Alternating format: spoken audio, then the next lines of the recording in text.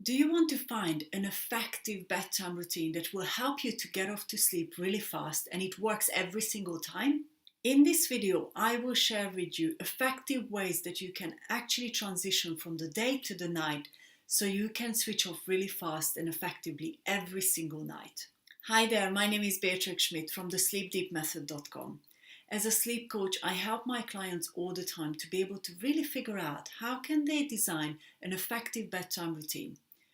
So for the best and most practical insomnia and sleep related advice, click on the subscribe button below and come back each week for brand new videos on overcoming those issues with your sleep. If you are struggling with switching off in the evening, which is the first pillar of healthy and great sleep, a bedtime routine is really important for your body and your mind to be able to recognize what's coming. And a lot of the times when I work with clients, even though they think they have a good routine, we actually figure out that the routine they had in place were not actually helping them to transform from the day to the night.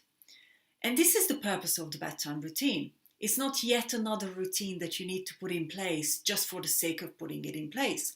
It's helping your body to transition from being active during the day and going into sleep for the night.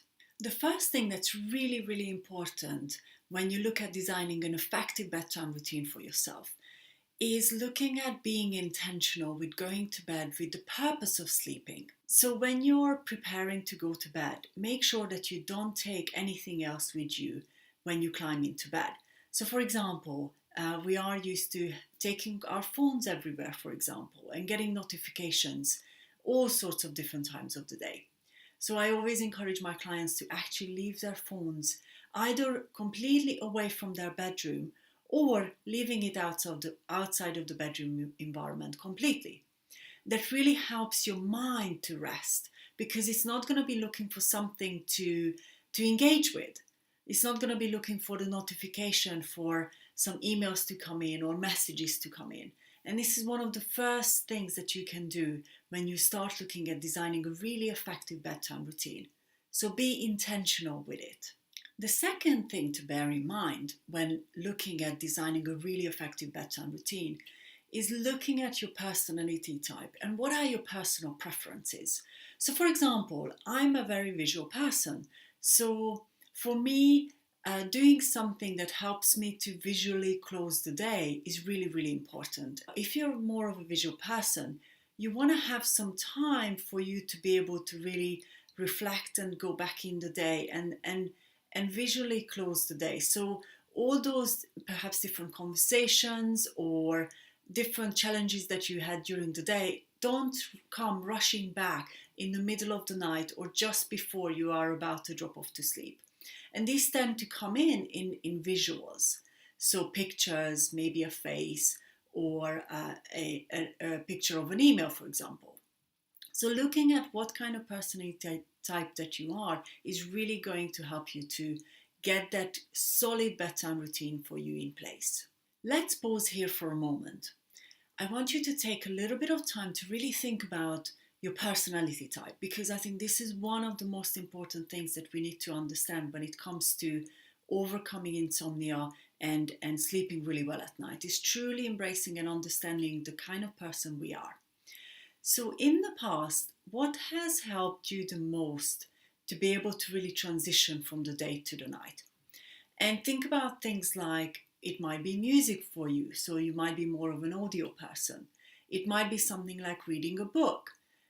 Or it would be something like, in my case, it's actually spending time thinking about how the day went and analyzing it a little bit.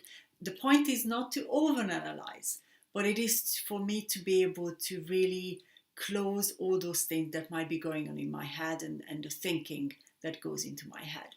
The third and a really, really important part of looking at your bedtime routine is actually got a lot to do with the day. So if you look at what causes your stress to be triggered or uncomfortable feelings to be triggered, because again, when we start to understand what triggers are stopping us from being able to get to sleep, it's going to be able to help you to figure out what are the things that you need to put in place to complement that. So think about the different stressors that you have during the day. And these can be things like maybe eating a really late dinner. That's a physical stressor. An emotional stressor could be a difficult conversation that you might have close to the evening and close to your bedtime. And a mental stressor, for example, can be that you're still going through your to-do list and you're still worrying about whether or not you're going to be able to get them done, or whether or not you're going to forget something the next day. So these are just a few different examples of what can be stressors in your life. And in the final part, let's wrap up a little bit and let me give you a little bit more of practical things that you can do to really design an effective bedtime routine to help you to transition from the day to the night. So bedtime routine needs to be something around 30 to 45 minute long physical and mental preparation to go to bed. So this is not about wrapping up your day, doing yet another thing, maybe finalizing a project, sending an email. This time needs to be protected. It needs to be non-negotiable, especially if you really find it hard to get into sleep and switch off in the evening.